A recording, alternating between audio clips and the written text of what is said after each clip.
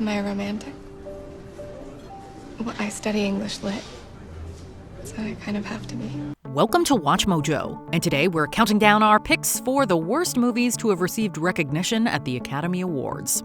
But I cannot decide whether this horse is stupid or pretending to be stupid. Number 20, Blonde. And blonde sex pot. Marilyn Monroe. A threesome. How vulgar. A biopic about Marilyn Monroe really should have been a slam dunk. We don't know what the heck Andrew Dominik was doing. Rather than playing it straight, Dominik made a subversive take on the Monroe mythos, fictionalizing most of her life and filling the movie with graphic content that was made solely to stir up drama. Many called it sexist and exploitative, with Dominik's Razzie-winning screenplay receiving a healthy dose of fevered criticism. And speaking of Razzies, Blonde also walked away with the year's Worst Picture award. But despite the script's many flaws, Ana de Armas acted her butt off and earned herself an Oscar nomination for Best Actress. Is this what I think it is? Yes! Oh, man. Are you happy for me? Number 19, Star Wars Episode 9, The Rise of Skywalker. We've decoded the intel from the First Order spy, and it confirms the worst. Somehow Palpatine returned.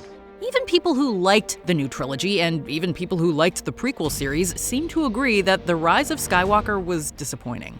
Neither casual Star Wars viewers nor diehard fans seemed to like it, with many agreeing that it was a boring Disney film that played it way too safe. It clumsily tried course-correcting the divisive elements from The Last Jedi, and was filled with terrible fan service that literally didn't make any sense.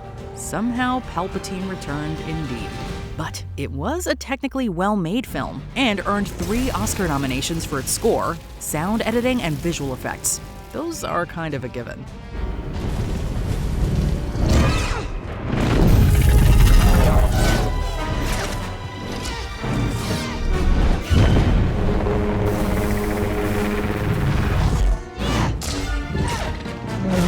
Number 18, 102 Dalmatians. Where is it? Where is it? What is it? Dalmatian. Oh my God. The Code of Dreams. Did we really need 102 Dalmatians? No, we did not. The story was grossly repetitive and followed the winning formula of the original way too closely. It's literally the exact same story, only this time Cruella de Vil wants to make an even grander fur coat. Brilliant! Her antics were also exaggerated to the point of being cartoonish, and the movie sacrificed emotional depth for visual spectacle, offering up plenty of subpar CGI.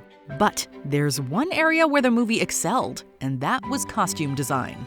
Dang, did Anthony Powell make some gorgeous outfits! Ultimately, he earned an Oscar nomination, but ultimately lost to Janty Yates' work on Gladiator.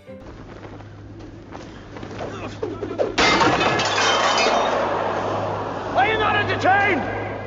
Are you not entertained? Number 17, Eraser.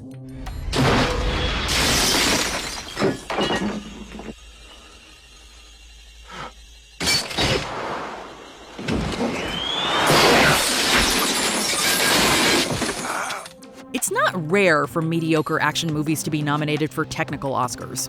As unengaging as their stories may be, they are still well-made films, and Eraser is no different. Its sound editing was honored at the 69th Academy Awards, being one of just 3 movies to receive a nomination in that field. Unfortunately, it did not win, and unfortunately, the movie surrounding the sound was not up to snuff. Maybe if you just listened to it, you'd have a better time. Most people criticized its paper-thin plot, as the movie followed a generic action formula that had long been dated by the mid-90s.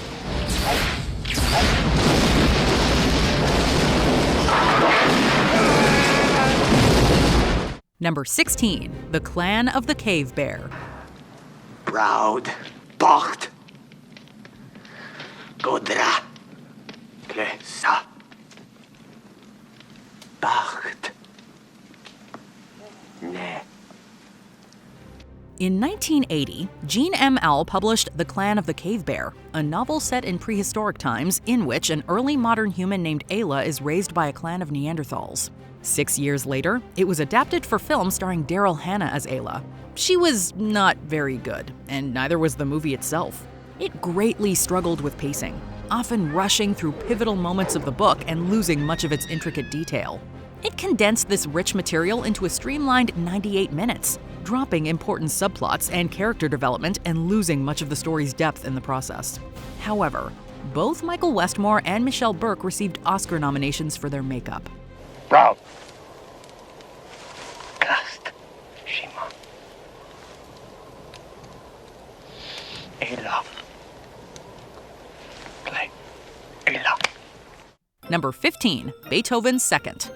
If I have to put up with much more of these birds and these trees and all this nature crap, I'm gonna puke. This comedy about a family of dogs certainly found an audience, grossing nearly $120 million. But its critical reception was much less favorable. Beethoven's Second is the exact type of silly family movie you would expect from the early 90s, complete with one-dimensional characters and a predictable plot. But it was also much worse than the original, diluting the emotional core that made it resonate with families and leaning heavily into silly slapstick. By all accounts, it was just another forgettable sequel, and it would have been instantly forgotten had it not been for the work of James Ingram and Dolly Parton. Their song The Day I Fall in Love received a slew of award nominations, including an Oscar nod for Best Song.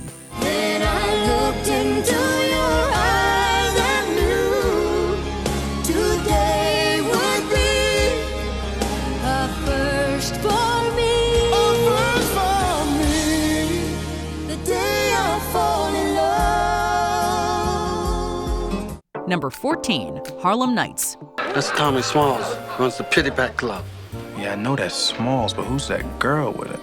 She is beautiful. Eddie Murphy and Richard Pryor in the same movie? How could it go wrong?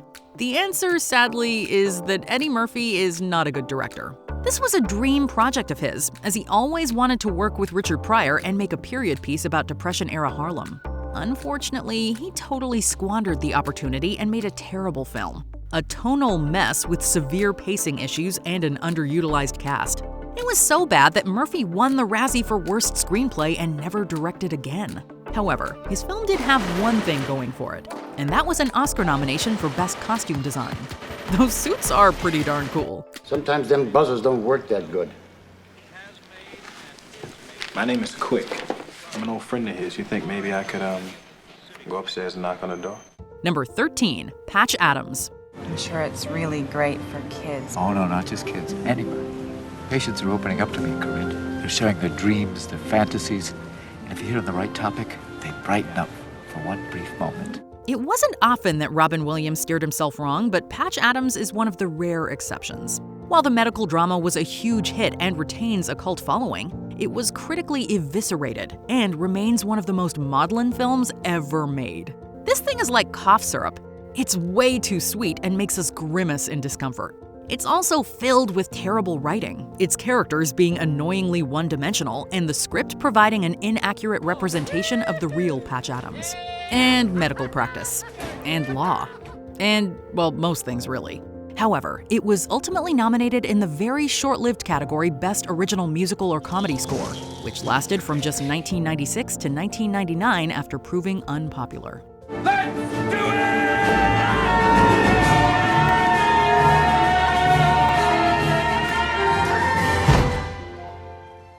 Number 12, The Sting 2. Jakey, don't let no looks get to you. You remember what Fargo said?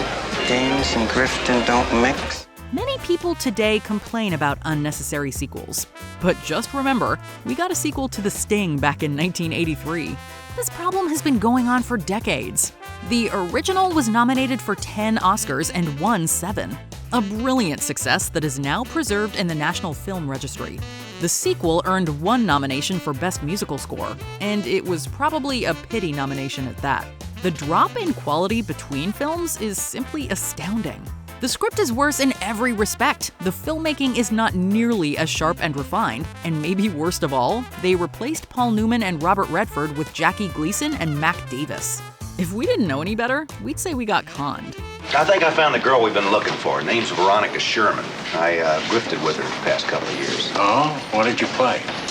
You know, the glim dropper, the tats, stuff like that. She's smart, good looking, and she doesn't rattle. Number 11, Emilia Perez. Hello, very nice to meet you. I'd like to know about sex change operation. I see. A lot of ink has been spilled in regards to Emilia Perez. For many, it has been enormously overvalued by the Academy and other award bodies, with many feeling that they were honoring the message rather than the filmmaking. Your mileage may vary, of course. The movie has drawn intense criticism for its transgender representation. It is virulently hated in Mexico, and various behind-the-scenes dramas have weakened its cultural impact. And then there's just the generally bad filmmaking, like terrible songs, a weak script, and Selena Gomez's awful performance. Regardless, it earned a staggering 13 Oscar nominations, which only 11 films in history have achieved. It is a monumental achievement that many feel was not earned. Necesito que traigas a mis hijos de regreso conmigo a México. No puedo vivir sin ellos. Number 10, The Boss Baby.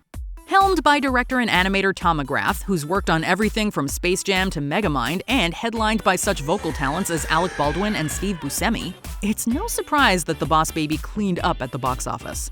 So keep quiet, stay out of my way, or there's gonna be cutbacks. But let's be honest. This film, which is about an infant who wears a suit, calls himself the boss, and is actually a secret agent, isn't the kind of film people will be talking about a decade from now. Stop acting like a baby! You're a baby! You take that back. In fact, despite being nominated for an Oscar for Best Animated Feature, The Boss Baby didn't even garner the best reviews from critics. You know, the people that do that sort of thing for a living. You wouldn't. Say bye-bye, baby! You're fired! Tim, what are you doing? Nothing. Number 9, Click. If you had told us back in 2006 that a film starring Adam Sandler in which he plays a man who discovers a remote control that can manipulate time would be nominated for an Academy Award, we would have laughed you out of the room. Whoa, all right, America, have your laugh, I'm an idiot. Click is by no means a good movie. Sure, it made copious amounts of money, but so do most Adam Sandler flicks. Getting sick, man. Fast forward me till I'm better. Michael, honey, wake up.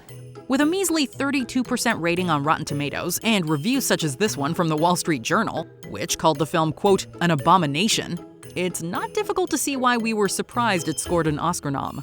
But it did for Best Makeup.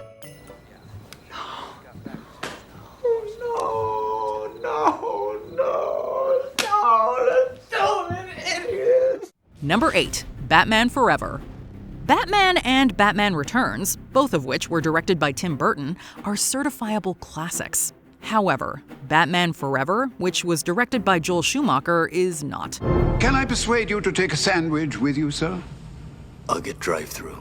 Despite a cast that included Val Kilmer, Nicole Kidman, Tommy Lee Jones, and Jim Carrey at the height of his 90s fame, the film was a critical disappointment, though not nearly as bad as the film that followed it, which shall not be named. Was that over the top? I can never tell. And yet, Batman Forever still managed to score an Oscar nomination for Best Cinematography, though it would lose out to Braveheart. The press were just wondering what it feels like to be outsold, outclassed, outcoiffed, and generally outdone in every way. Number 7, Alien 3. David Fincher, the director that's given us such cinematic gems as Fight Club and The Social Network, dropped the ball on this one, and he knows it. That does deserve an explanation. But I don't think now is the moment. Fincher publicly disowned the film, and in 2009 quipped, quote, a lot of people hated Alien 3, but no one hated it more than I did. Damn, that's harsh. When he agreed to direct Alien 3, his first feature film, by the way, he was in his late 20s and working under constant pressure from studio executives.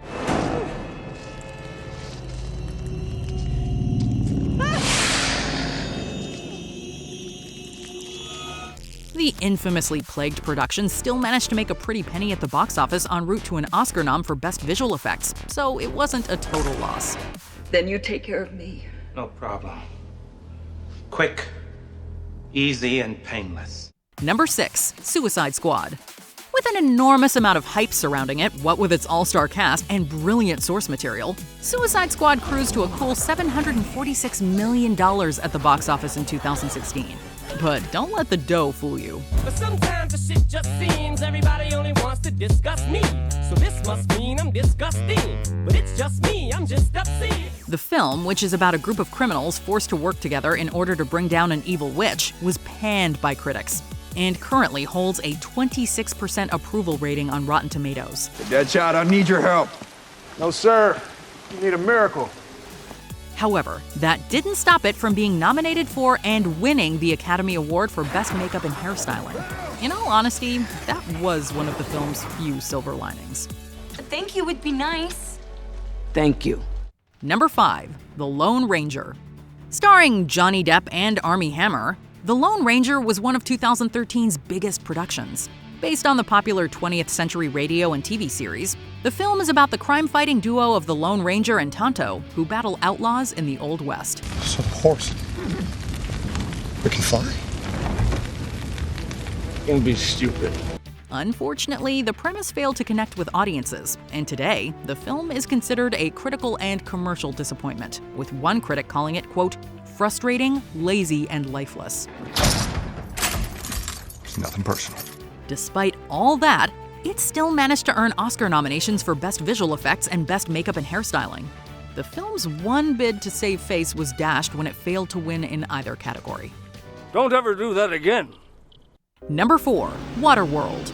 When it was released, Waterworld was the most expensive film ever made. We're going to die here, aren't we?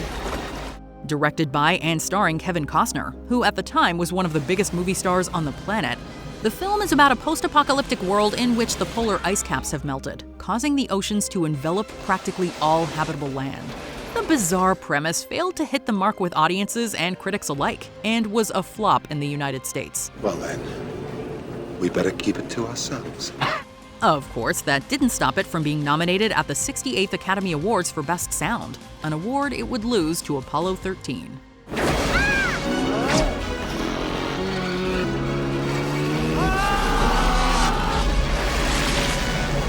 Number 3, 50 Shades of Grey. Before you ask, no, we're not making this up. Enlighten me then. 50 Shades of Grey, the erotic drama based on the 2011 novel of the same name, scored an Oscar nomination for Best Original Song at the 88th Academy Awards. The song in question was Earned It by The Weeknd, and it lost to Spector's Writings on the Wall.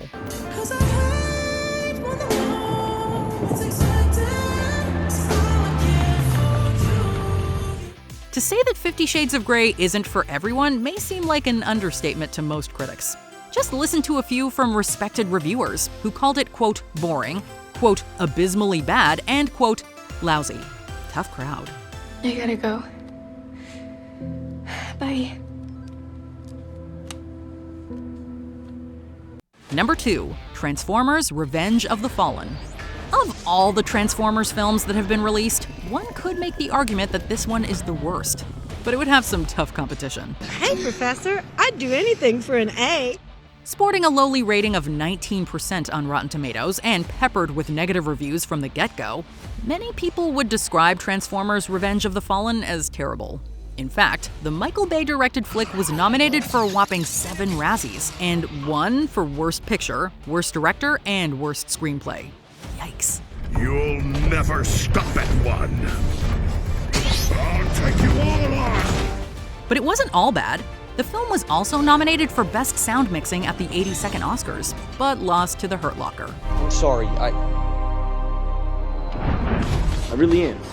Before we continue, be sure to subscribe to our channel and ring the bell to get notified about our latest videos. You have the option to be notified for occasional videos or all of them. If you're on your phone, make sure you go into your settings and switch on notifications. Number 1, Norbit. Without further ado, we present to you what is possibly the worst movie to have ever been nominated for an Academy Award, Norbit. Open your mouth. The film, which features Eddie Murphy portraying multiple characters, is about a man attempting to distance himself from his crass, overweight, and adulterous wife so that he can woo his childhood crush. Norbit pulled in decent numbers at the box office, but that didn't stop Richard Roper from calling it, quote, offensively bad. Norbit! We'll get you! No, we'll get you!